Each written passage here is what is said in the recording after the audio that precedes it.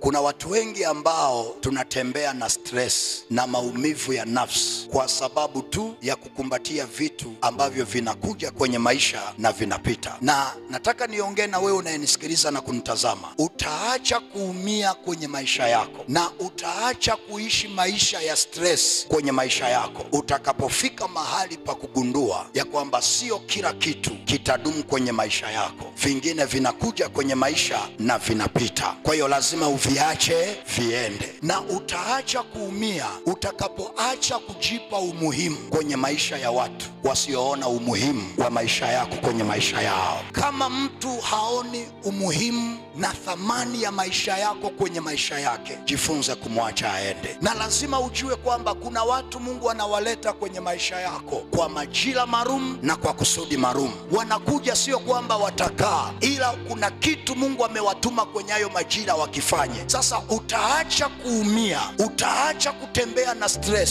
siku ambayo utajua kwamba watu wanakuja kwenye maisha yetu kwa majira maalum na kwa kazi maalum. Majira yakiisha na kazi waliotumwa ikiisha, hao watu wanaondoka. Siku ukijua hayo, hautatembea na stress, hautatembea na maumivu ya nafsi tena, katika jina la Yesu Kristo wa Nazareth.